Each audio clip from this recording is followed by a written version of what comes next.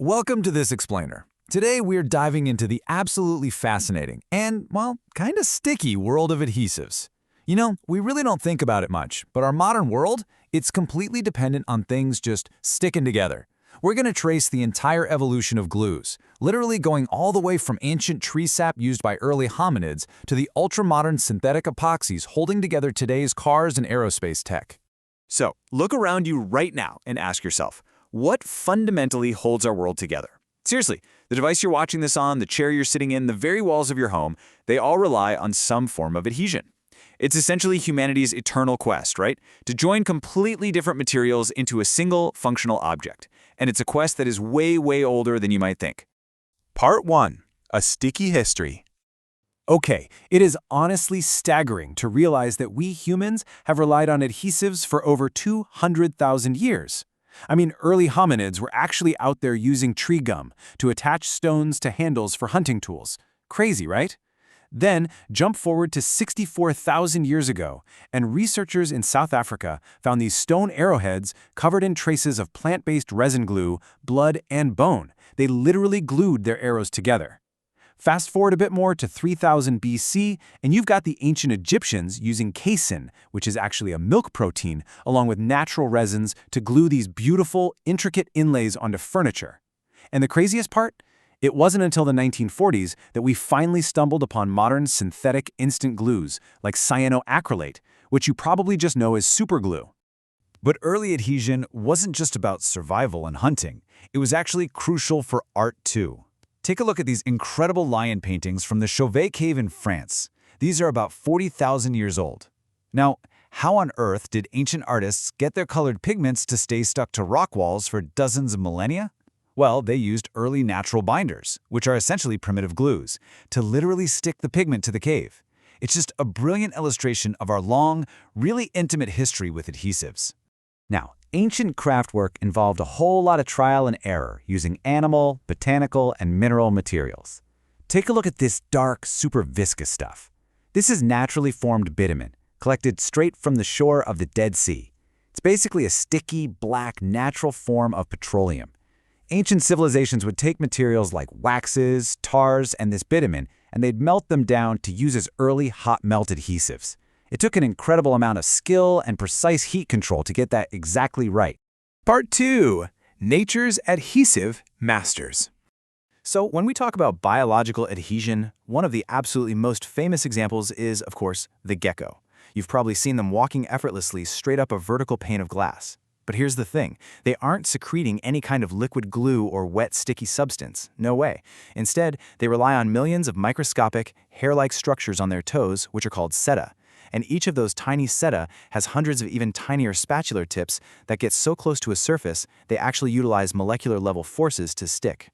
130 kilograms. Think about that for a second. That is the astonishing amount of adhesive force a single tokay gecko could theoretically generate if all 6.5 million of its dry setae were maximally attached at once. That's enough to hold up a large adult human. All of that holding power comes purely from tiny, microscopic hairs just interacting with the surface. And hey, geckos are definitely not alone out there. The biological world is absolutely packed with adhesive masters. You've got tree frogs and certain mammals that use these specialized smooth adhesive pads to climb. Insects, they often use a wet adhesion system, utilizing little fluid discharges to create capillary action. Even microscopic bacteria can literally alter their cell wall hydrophobicity, which is basically just how they repel or attract water, to anchor themselves to a host. And of course, plants produce sticky latex and sap. Nature has just evolved these highly specialized ways to adhere and is providing a massive, massive blueprint for modern scientists. Part 3. The Physics of Sticking.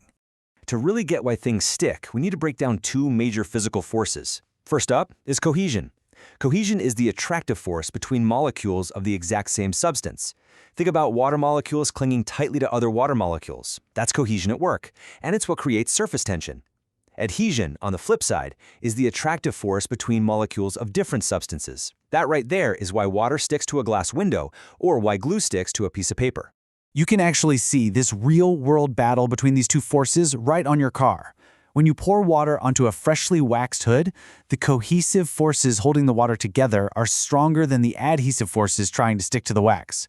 So, cohesion wins. The water just beads right up into little spheres. But pour that exact same water onto a perfectly clean glass windshield, and the adhesive forces between the water and the glass take over. Adhesion wins, and the water just spreads completely out. And that perfectly illustrates a super vital concept in the adhesive world called wettability. It's basically a fluid's ability to preserve contact with a solid surface. For any glue to actually work, it first has to properly wet, or spread out over, the solid surface while it's still in its liquid phase, right before it hardens. If your glue just beads up like water on a freshly waxed car, well, your bond is pretty much guaranteed to fail. Part 4. Chemistry and curing. Now, let's talk about what happens when you mix up an industrial adhesive, like a standard 2-part epoxy resin. It actually goes through 3 very distinct stages of curing. First, you have the liquid stage. This is your open time, the window where you can actively assemble your project. Next comes the gel stage, which the pros often call the green stage. It's not liquid anymore, but it's kind of rubbery. You can actually still dent it with your thumbnail. Fun fact, you can totally apply a fresh layer of epoxy during this stage, and it will chemically link right up. Finally, it hits the solid stage. It's fully hard, your thumbnail won't leave a mark, and it's reached about 90% of its ultimate rock-solid strength. But listen to this, because something incredibly important happens during that chemical transition. The curing process actually generates exothermic heat. That means the chemical reaction between the resin and the hardener literally creates heat from the inside out. If you mix a large, really thick batch of epoxy and just leave it sitting in a plastic cup, it can generate enough heat to literally melt right through the cup. It can even give you severe chemical burns if you touch it. It's a wild cycle. Heat accelerates the chemical reaction, which then just makes even more heat. So, if you're doing any DIY or industrial work, the absolute crucial takeaway here is learning how to control that cure time. Higher room temperatures are going to speed up your curing process significantly. Also, thicker masses hold on to that exothermic heat, meaning a thick blob will cure way faster than a thin layer of the exact same mix. If you're working out in the hot summer weather, you absolutely need to use a slower hardener, otherwise your glue is going to solidify before you even get your parts together. Oh, and here's a pro tip. If you're ever using a heat gun to thin out epoxy, wait until it hits that gel stage first. If you heat it too early, porous materials might release trapped air and leave you with a bunch of annoying bubbles in your finish. Part 5. The future of glue. Okay, tomorrow's adhesives, they are stepping straight out of a science fiction movie. Researchers right now are developing smart adhesives that can actually respond and adapt to environmental changes, like shifts in humidity or pressure. We're even seeing self-healing adhesives that can automatically repair their own internal cracks. And remember those geckos? Scientists are building biomimetic dry adhesives that directly mimic those millions of tiny setae, creating crazy strong, reusable tapes without any messy liquids at all. Plus, in the medical field, they're designing advanced glues for super delicate surgeries to repair human tissue seamlessly. It's mind-blowing stuff. Well, we have covered 200,000 years of sticky history today. As we look ahead at all these cutting-edge innovations that are just beautifully combining biology, chemistry, and physics, I want to leave you with this one question to ponder. How will smart, self-healing, and biomimetic adhesives fundamentally change the future of manufacturing and medicine? It really is incredible to think about just how much a simple drop of glue might completely reshape our future world. Thanks so much for joining me on this explainer, and keep learning.